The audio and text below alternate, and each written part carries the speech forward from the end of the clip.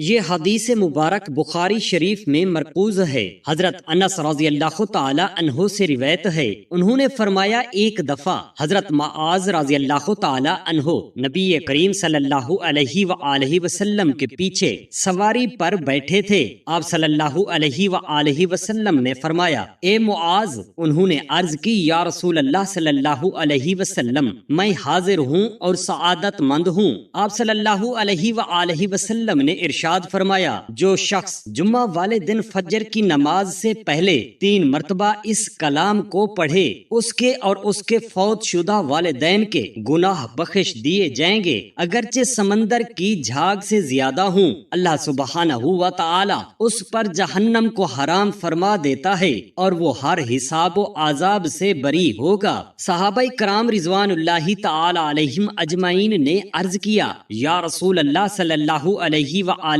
وسلم، اس طرح تو ہم اور ہمارے والدین جنت میں ہوں گے۔ آپ صلی اللہ علیہ وآلہ وسلم نے یہ بات سن کر تبسم فرمایا۔ بسم اللہ الرحمن الرحیم، السلام علیکم ورحمۃ اللہ۔ محترم ناظرین، حضرت انس رضی اللہ تعالی عنہ سے روایت ہے کہ انہوں نے کہا حضرت ابو ذر غفاری رضی اللہ تعالی عنہ بیان فرماتے تھے کہ رسول اللہ صلی اللہ علیہ وآلہ وسلم نے فرمایا جب میں مکہ مکرمہ میں تھا تو میرے مکان کی چھت کھلی اور حضرت جبرائیل امین علیہ السلام نازل ہوئے، پھر میرا سینہ چاک کیا گیا، اسے آب زمزم سے دھویا گیا، پھر سونے کا ایک تشت لائے جو ایمان و حکمت سے بھرا ہوا تھا اور وہ میرے سینے میں انڈیل دیا، پھر میرے سینے کو پہلے جیسا بند کر دیا، پھر میرا ہاتھ پکڑا اور مجھے لے کر آسمان کی طرف چڑھے۔ جب میں آسمان دنیا پر پہنچا تو حضرت جبرائیل امین علیہ السلام نے آسمان کے خازن سے دروازہ کھولنے کو کہا۔ اس نے پوچھا کون ہے؟ کہا میں جبرائیل ہوں۔ اس نے پوچھا تمہارے ساتھ کون ہے؟ حضرت جبرائیل امین علیہ السلام نے کہا میرے ساتھ محمد صلی اللہ علیہ وآلہ وسلم ہیں۔ آواز آئی خوش آمدید مرحبا۔ پوچھا گیا انہیں بلایا گیا ہے؟ حضرت جبرائیل امین علیہ السلام نے کہا ہاں۔ پھر جب دروازہ کھولا تو آسمان دنیا پر چڑھے، وہاں ایک شخص بیٹھا تھا جس کے دائیں بائیں جم غفیر تھا۔ جب وہ دائیں جانب دیکھتا تو ہنستا اور بائیں جانب دیکھتا تو روتا۔ پھر اس نے کہا صالح نبی، صالح بیٹے خوش آمدید۔ میں نے حضرت جبرائیل امین علیہ السلام سے پوچھا یہ کون ہیں؟ کہا یہ حضرت آدم علیہ السلام ہیں اور دائیں بائیں جو جم غفیر ہے ان کی اولاد ہیں۔ دائیں والے جنتی اور بائیں والے جہنمی ہیں، اس لیے دائیں جانب دیکھ کر ہنستے اور مسکراتے ہیں اور بائیں جانب دیکھ کر روتے ہیں۔ پھر مجھے لے کر دوسرے آسمان کو چڑھے اور اس کے خازن سے دروازہ کھولنے کے لیے کہا اور اس نے بھی وہی گفتگو کی جو پہلے والے خازن نے کی گئی تھی، چنانچہ اس نے دروازہ کھول دیا۔ حضرت انس رضی اللہ تعالی عنہ فرماتے ہیں کہ حضرت ابو ذر غفاری رضی اللہ تعالی عنہ کے ذکر کے مطابق رسول اللہ صلی اللہ علیہ وآلہ وسلم نے آسمانوں میں حضرت آدم، حضرت ادریس، حضرت موسیٰ، حضرت عیسیٰ اور حضرت ابراہیم علیہ السلام سے ملاقات فرمائی، لیکن ان کے مقامات یاد نہیں رہے۔ ہاں البتہ حضرت آدم علیہ السلام آسمان اول پر تھے اور حضرت ابراہیم علیہ السلام چھٹے آسمان پر تھے۔ حضرت انس رضی اللہ تعالی عنہ فرماتے ہیں کہ جب حضرت جبرائیل امین علیہ السلام نبی کریم صلی اللہ علیہ وآلہ وسلم کو حضرت ادریس علیہ السلام کے پاس سے لے کر گزرے تو انہوں نے کہا صالح نبی اور صالح بھائی خوش آمدید۔ میں نے پوچھا یہ کون ہیں؟ کہا یہ حضرت ادریس علیہ السلام ہیں۔ پھر حضرت موسیٰ علیہ السلام کے پاس سے گزرے تو انہوں نے کہا صالح نبی اور صالح بھائی خوش آمدید۔ میں نے پوچھا یہ کون ہیں؟ کہا یہ حضرت موسیٰ علیہ السلام ہیں۔ پھر میں حضرت عیسیٰ علیہ السلام کے پاس سے گزرے، انہوں نے کہا صالح نبی اور صالح بھائی خوش آمدید۔ میں نے کہا یہ کون ہیں؟ حضرت جبرائیل امین علیہ السلام نے کہا یہ حضرت عیسیٰ علیہ السلام ہیں۔ پھر میں حضرت ابراہیم علیہ السلام کے پاس سے گزرے تو انہوں نے کہا صالح نبی اور صالح بیٹے خوش آمدید۔ میں نے پوچھا یہ کون ہیں؟ حضرت جبرائیل امین علیہ السلام نے کہا یہ حضرت ابراہیم علیہ السلام ہیں۔ حضرت ابن عباس رضی اللہ تعالی عنہ بیان کرتے ہیں کہ نبی کریم صلی اللہ علیہ وآلہ وسلم نے فرمایا پھر مجھے اوپر لے کر چڑھے یہاں تک کہ میں بہت اونچے مقام پر پہنچ گیا، یہاں میں کلموں کی آوازیں سنتا تھا۔ حضرت انس رضی اللہ تعالی عنہ فرماتے ہیں کہ نبی کریم صلی اللہ علیہ وآلہ وسلم نے ارشاد فرمایا، پس اللہ تعالی نے میری امت پر 50 نمازیں فرض کی۔ میں اس حکم کے ساتھ واپس لوٹا تو حضرت موسیٰ علیہ السلام کے پاس سے گزرا۔ انہوں نے پوچھا، اللہ تعالی نے آپ کی امت پر کیا فرض کیا ہے؟ میں نے کہا 50 نمازیں۔ انہوں نے کہا، اپنے رب تعالی کی طرف واپس لوٹ جائیے کیونکہ آپ کی امت اتنی طاقت نہیں رکھتی۔ میں واپس لوٹا تو کچھ نمازیں کم کر دی گئیں۔ میں حضرت موسیٰ علیہ السلام کے پاس واپس آیا اور کہا کچھ نمازیں کم کر دی گئی ہیں۔ انہوں نے کہا، اپنے رب تعالی کی طرف پھر واپس جائیں کیونکہ آپ کی امت اتنی طاقت نہیں رکھتی۔ میں واپس گیا تو کچھ نمازیں اور کم کر دی گئیں۔ میں پھر ان کی طرف آیا تو انہوں نے کہا، پھر اپنے رب کی طرف جائیں کیونکہ آپ کی امت اتنی بھری طاقت نہیں رکھتی۔ میں واپس لوٹا، بلا آخر ارشاد ہوا، یہ 5 ہیں، ہمارا قول نہیں بدلتا،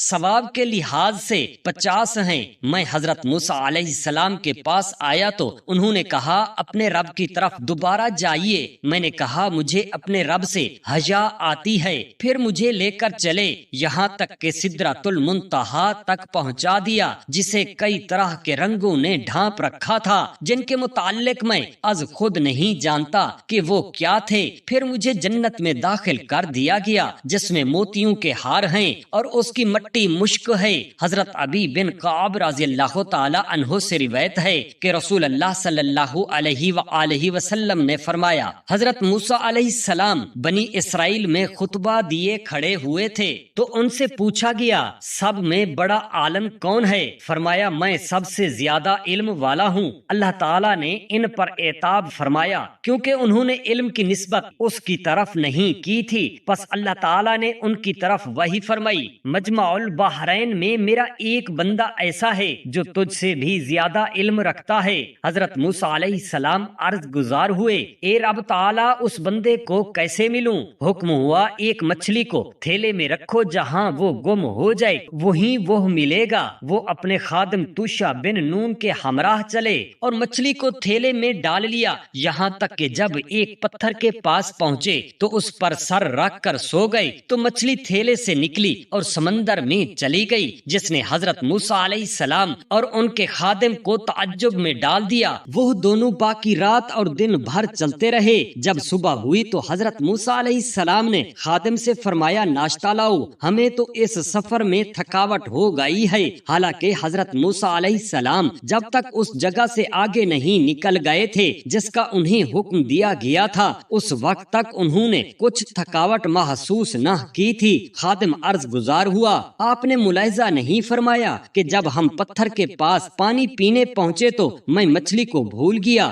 اس کا ذکر نہ کیا۔ حضرت موسیٰ علیہ السلام نے فرمایا کہ اسی جگہ کی تو ہمیں تلاش ہے۔ آخر وہ دونوں اپنے قدموں کے نشانات پر لوٹے۔ جب پتھر کے پاس پہنچے تو وہاں ایک شخص کو کپڑے میں لیٹا ہوا دیکھ کر فرمایا کہ اس نے کپڑا لپیٹ رکھا تھا۔ حضرت موسیٰ علیہ السلام نے سلام کیا۔ حضرت خضر علیہ السلام نے فرمایا، آپ کی زمین میں سلام کہاں سے آیا ہے؟ حضرت موسیٰ علیہ السلام نے فرمایا، میں موسیٰ علیہ السلام ہوں۔ حضرت خضر علیہ السلام نے فرمایا، کیا بنی اسرائیل کے موسیٰ ہو؟ فرمایا ہاں، اور اجازت مانگی کہ کیا میں آپ کے ساتھ رہ سکتا ہوں تاکہ آپ مجھے وہ سکھا دیں جو تعلیم آپ کو دی گئی ہے۔ فرمایا، آپ میرے ساتھ رہ کر صبر نہ کر سکیں گے۔ اے موسیٰ، مجھے اللہ تعالیٰ نے اپنے علموں میں سے ایک علم مجھے عطا کیا ہے جو آپ کے پاس نہیں ہے، اور آپ کو کبھی اللہ تعالیٰ نے ایک ایسا علم دیا ہے جسے میں بھی نہیں جانتا۔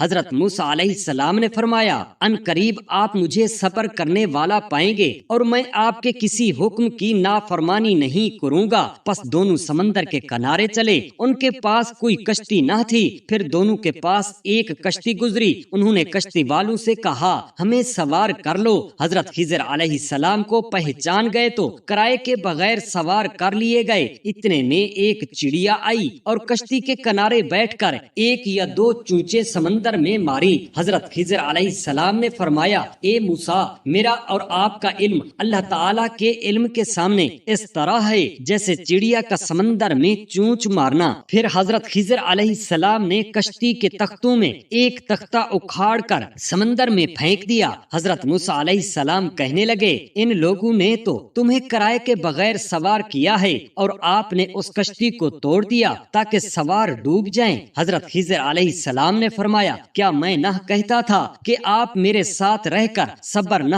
کر سکیں گے؟ حضرت موسیٰ علیہ السلام نے جواب دیا، بھول پر مواخذہ نہ کیجیے اور میرے معاملے کو تنگی میں نہ ڈالیے۔ رسول اللہ صلی اللہ علیہ وآلہ وسلم نے فرمایا، حضرت موسیٰ علیہ السلام کا پہلا اعتراض بھول کے سبب تھا، پس دونوں چل پڑے۔ ایک لڑکا لڑکوں کے ساتھ کھیل رہا تھا، حضرت خضر علیہ السلام نے اس کا سر پکڑ کر اور تن سے جدا کر دیا۔ موسیٰ علیہ السلام نے کہا، آپ نے ایک پاک جان کو ناحق قتل کر دیا ہے۔ حضرت خضر علیہ السلام نے فرمایا، میں نے آپ سے نہیں کہا تھا کہ آپ میرے ساتھ رہ کر صبر نہ کر سکیں گے؟ ابن انیا نے کہا، یہ اس سے زیادہ تاکید ہے۔ پھر دونوں چل پڑے، یہاں تک کہ ایک بستی والوں کے پاس آئے اور ان سے کھانا مانگا تو انہوں نے کھانا کھلانے سے انکار کر دیا۔ اسی دوران ایک دیوار دیکھی جو گرنے کے بہت قریب تھی۔ حضرت خضر علیہ السلام نے اسے اپنے ہاتھ سے مرمت لگائی اور سہارا دیکھ کر سیدھا کر دیا۔ حضرت موسیٰ علیہ السلام نے ان سے کہا، اگر آپ چاہتے تو ان سے مزدوری لے لیتے۔ حضرت خضر علیہ السلام نے فرمایا، اب میرے اور آپ کے درمیان جدائی آ پہنچی ہے۔ رسول اللہ صلی اللہ علیہ وآلہ وسلم نے فرمایا، اللہ تعالی موسیٰ علیہ السلام پر رحم فرمائے، کاش وہ صبر کرتے تو دونوں کا واقعہ مزید تمہیں بتا دیتا۔ حضرت عبداللہ بن مسعود رضی اللہ تعالی عنہ سے روایت ہے، انہوں نے فرمایا، میں مدینہ منورہ میں نبی کریم صلی اللہ علیہ وآلہ وسلم کے ساتھ ساتھ چل رہا تھا۔ آپ اور میں ایک چھتری سے ٹیک لگائے چل رہے تھے کہ یہودیوں کے ایک گروہ کے پاس سے گزر ہوا۔ بعض نے آپس میں کہا، ان سے روح کے متعلق دریافت کرو، جبکہ بعض نے کہا، دریافت نہ کرو، مبادا وہ ایسی بات کہیں جو تمہیں ناگوار گزرے۔ بعض نے کہا، ہم ضرور پوچھیں گے۔ پس ایک آدمی نے کھڑے ہو کر کہا، اے ابو القاسم صلی اللہ علیہ وآلہ وسلم، روح کیا ہے؟ آپ خاموش رہے تو میں نے کہا، حضور نبی کریم صلی اللہ علیہ وآلہ وسلم پر وحی آ رہی ہے۔ میں کھڑا رہا، جب وحی موقوف ہوئی تو ارشاد فرمایا، تم سے روح کے متعلق پوچھتے ہیں، مگر فرما دو میرے رب کے حکم سے ہے اور تمہیں علم نہیں دیا گیا۔ حضرت انس رضی اللہ تعالی عنہ سے روایت ہے، انہوں نے فرمایا، ایک دفعہ حضرت معاذ رضی اللہ تعالی عنہ نبی کریم صلی اللہ علیہ وآلہ وسلم کے پیچھے سواری پر بیٹھے تھے۔ آپ صلی اللہ علیہ وآلہ وسلم نے فرمایا، اے معاذ۔ انہوں نے عرض کی، یا رسول اللہ صلی اللہ علیہ وآلہ وسلم، میں حاضر ہوں اور سعادت مند ہوں۔ پھر آپ صلی اللہ علیہ وآلہ وسلم نے فرمایا، اے معاذ۔ انہوں نے پھر عرض کیا، یا رسول اللہ صلی اللہ علیہ وسلم، حاضر ہوں اور سعادت مند ہوں۔ 3 مرتبہ ایسا ہوا۔ پھر فرمایا، جو کوئی سچے دل سے گواہی دے اللہ کے سوا کوئی عبادت کے لائق نہیں اور محمد صلی اللہ علیہ وآلہ وسلم اللہ سبحانہ و تعالی کے رسول ہیں، تو اللہ تعالی اس پر جہنم کو حرام فرما دیتا ہے۔ حضرت معاذ رضی اللہ تعالی عنہ عرض گزار ہوئے، یا رسول اللہ صلی اللہ علیہ وآلہ وسلم، کیا میں یہ بات لوگوں کو نہ بتا دوں تاکہ وہ خوش ہو جائیں؟ فرمایا کہ پھر اسی پر تکیہ کر لیں گے۔ پھر فرمان مبارک فرمایا، جو شخص جمعہ والے دن فجر کی نماز سے پہلے 3 مرتبہ استغفر اللہ الذی لا الہ الا ہوا واتوب الیہ پڑھے، اس کے اور اس کے فوت شدہ والدین کے گناہ بخش دیے جائیں گے، اگرچہ سمندر کی جھاگ سے زیادہ ہوں۔ وہ ہر حساب و عذاب سے بری ہوگا۔ صحابہ کرام رضوان اللہ تعالی علیہم اجمعین نے عرض کیا، یا رسول اللہ صلی اللہ علیہ وآلہ وسلم، اس طرح تو ہمارے والدین اور ہم جنت میں ہوں گے۔ آپ صلی اللہ علیہ وآلہ وسلم نے یہ بات سن کر تبسم فرمایا۔ حضرت معاذ رضی اللہ تعالی عنہ نے اپنی وفات کے وقت یہ حدیث گناہ سے بچنے کی خاطر لوگوں میں بیان فرما دی۔ سبحان اللہ۔ حضرت جابر رضی اللہ تعالی عنہ فرماتے ہیں کہ ہم حضور علیہ الصلوۃ والسلام کے ہمراہ ایک سفر میں تھے۔ جب آپ علیہ الصلوۃ والسلام قضائے حاجت کے لیے باہر تشریف لے گئے تو کوئی موزوں جگہ نہ تھی۔ جس کی آڑ میں آپ علیہ الصلوۃ والسلام فراغت حاصل کرتے، سوائے 2 درختوں کے، جبکہ وہ بھی دور دور تھے اور ان کے درمیان کافی فاصلہ تھا۔ تو آپ صلی اللہ علیہ وآلہ وسلم نے فرمایا کہ اے جابر رضی اللہ تعالی عنہ، جاؤ اور ان درختوں سے کہہ دو کہ تجھے رسول اللہ صلی اللہ علیہ وآلہ وسلم حکم فرماتے ہیں کہ اس درخت کے ساتھ جا کر مل جا تاکہ تم دونوں کی آڑ میں فراغت حاصل کر لیں۔ حضرت جابر رضی اللہ تعالی عنہ فرماتے ہیں، میں آپ علیہ الصلوۃ والسلام کے ارشاد کی تعمیل میں اس درخت کو